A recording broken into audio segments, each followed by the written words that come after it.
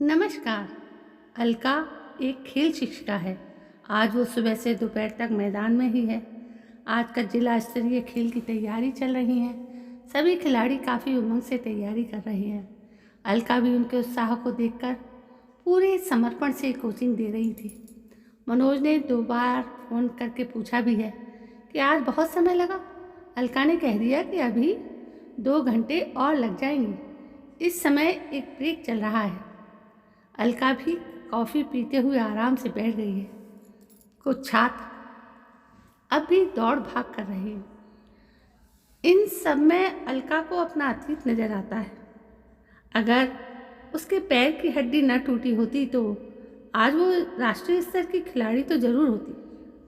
अलका को खेलकूद बचपन से ही पसंद था।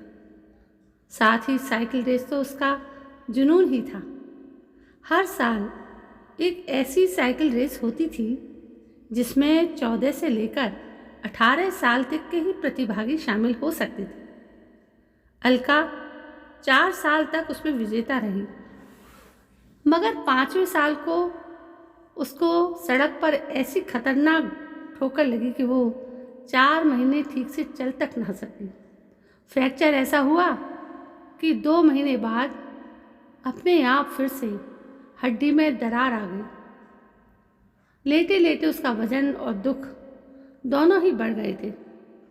गहरा अवसाद हो रहा था।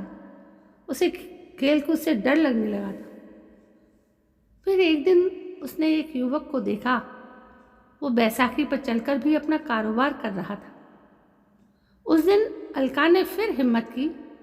साइकिल रेस में तो वो नहीं जा सकती थी, मगर मैराथन आज में वो जरूर दौड़ती थी। उसे कॉलेज पूरा करके शहर की हॉकी टीम में शामिल होना था कि उसका मनोज से रोका हो गया। अलका का तो लगभग 26 साल की अलका के विवाह को 3 साल पूरे हो गए। धीरे धीरे याद आने लगा कि वो भी पहले एक एथलीट थी। कॉलेज की पढ़ाई और खेलकूद सब करती थी अलका। मनोज तो अक्सर ही यह स्वीकार करता था कि वो उसकी चुस्त दुरुस्त काया पर ही तो दिलो जान से फिदा हो गया था और इसलिए चटमंगनी पट विवाह हो गया।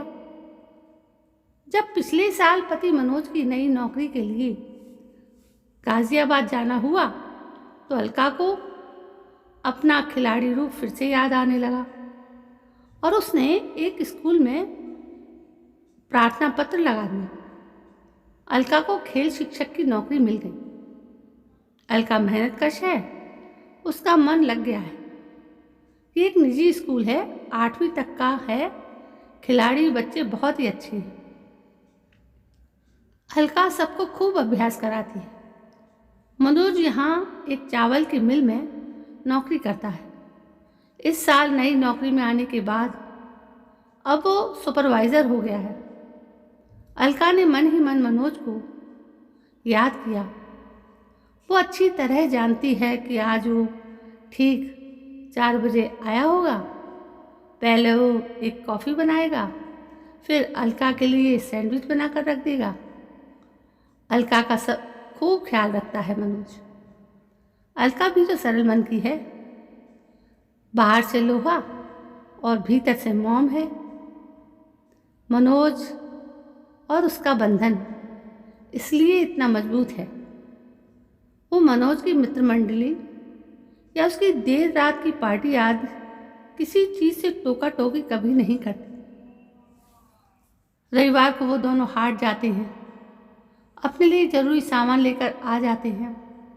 खाना बनाने में वो दोनों ही निपुण हैं, इसलिए होटल के खाने की मजबूरी कभी भी नहीं रहती। ताज़ा बनाते हैं, आनंदित होकर खाते हैं। मनोज को अलका की यह आदत यूँ भी बहुत पसंद है। वो ना कोई नखरा करती है, ना फिजूल खर्च है। सादा जीवन और आनंद, यही है अलका का मूल मंत्र। अलका यही सोच विचार कर रही थी कि अचानक उसके विद्यालय की उप प्राचार्य आ गई। मैदान में उसको देखकर अलका को बेहद खुशी हुई। वो भी इस तैयारी को लेकर उत्साहित थी। अलका, तुम सुबह से मैदान में हो, अब तुमको जाना चाहिए, मैं इनको देख लेती हूँ। कहो तो मोबाइल से इनकी तैयारी रिकॉर्ड करके भेज। अरे नहीं, इनके कैप्टन को पता है सब, वो मुझे बता देगा मैडम, कहते हुए अलका ने उनको आश्वस्त किया। अब तो तुम आराम से जाओ अलका, कहकर उप प्राचार्य मैडम ने अलका को विदा किया। अलका ने समय देखा, मनोज को बताए समय से पहले ही वो घर पहुंच जाएगी। वाह, मनोज को सरप्राइज! आहा! उसने रास्ते में एक जगह पर स्कूटी को रोका और जलेबी और समोसे खरीद लिए। अब वो कुछ गुनगुनाते हुए घर के मार्ग में थी। मनोज को लगेगा कि वो देर से आने वाली है, मगर वो चट से हाजिर हो जाएगी। खूब मजा आएगा। उसने कुछ दूर से अपना घर देखा। घर के बाहर एक जानी पहचानी स्कूटी खड़ी थी। ओ जया जी, उनकी परिचित जया जी यहाँ एक निजी क्लिनिक में नर्स है। उनके कारण कितना सुख और संतोष है अलका को। एक तो जया जी अविवाहित है, दूसरा उनके घर आती जाती रहती है, उनका मन लगा रहता है। जया दीदी एक बार प्रेम करके सगाई में धोखा खा चुकी है, अब विवाह के बंधन में नहीं बनना चाहती है। मगर जया दीदी को आज वो कहेगी, विवाह कर लो जया दीदी, हर बार धोखा नहीं होता है।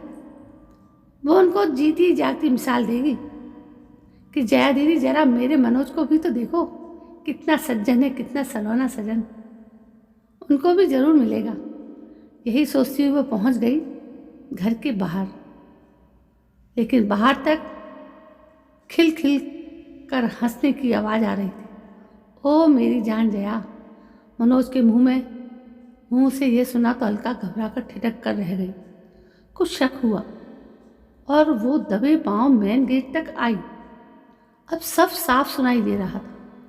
ये खाओ ना, प्यार से बनाया है सैंडविच, वो अलका पागल आएगी तो देखा जाएगा, अभी तो 1 घंटा है उसके लौटने में। शरारत से ऐसा कहकर मनोज ने शायद कुछ किया था कि जया की तीखी आवाज़ आई। ओ मनु डार्लिंग, मेरा गाल तो मत खींचो, मारूंगी। यह सुनकर अलका के पैर जैसे जम ही गए, मगर उसे फिर सुनाई दिया, लो मारो ना, मैं तो बेकरार हूँ मार खाने को। उसके बाद दोनों के हंसने की, दोनों के ही उठकर भागने की, भीतर शयन कक्ष में जाने की तथा शयन कक्ष का दरवाज़ा बंद होने की आवाज़ सुनाई दी। ये अपनी आंखों के सामने होता देखकर अलका को काटो तो खून नहीं। कुछ सोचकर उसने भारी मन से दरवाज़ा खोला और भीतर आई। उसने देखा कि बैठक में टेबल पर नाश्ता सजा हुआ था, मगर आधे से अधिक झूठा था। अलका के दिल ने कुछ कहा। उसने अपना पर्स लिया और अपने पास रखा, जलेबी और समोसे वहीं पटक दिए और वो चुपचाप रसोई में जाकर चाय बनाने लगी। अचानक अदरक कूटने की आवाज़ ने जया और मनोज को चौंका दिया। वो दोनों अस्त व्यस्त हालत में बाहर आए। यह देखकर हक्के बक्के रह गए कि उनकी पोल खुल गई थी। दोनों ने अलका को बैठकर चाय पीते हुए देखा। अलका ने चाय का घूंट लिया और बस इतना ही कहा, मनोज, मैं गरीब घर की बेटी थी, अब मैं आत्मनिर्भर महिला हूँ। तुमको ये खुलापन मुबारक। जरा खेल प्रतियोगिता हो जाने दो, उसके बाद मैं इत्मीनान से अपना सामान समेट कर तुमको टाटा बाय बाय कर दूंगी। फिलहाल ये जलेबी और समोसे का सेवन करोगे, संबंध विच्छेद का यादगार पल। अलका ने इतने आत्मविश्वास के साथ ये कहा सुनकर जया और मनोज अपनी ही नज़र में गिर गए। वो कहीं के नहीं रहे, मगर अलका ने उनकी तरफ देखा भी नहीं। अब वो ना तो मनोज को पहचानती थी और ना जया को। उनसे बेकार बहस करके वो अपनी मानसिक शांति भंग नहीं करना चाहती थी। तो दोस्तों, इतने बड़े धोखे के बाद कोई भी महिला कैसे सुकून में रह सकती है? दोस्तों, ये कहानी आपको कैसी लगी कमेंट करके ज़रूर बताएं। कल मैं फिर एक नई कहानी के साथ आपके सामने पेश होती हूँ। तब तक मेरे इस चैनल को सब्सक्राइब करना ना भूलें, जिसका नाम है हमारी कही। जय हिंद, वंदे मातरम।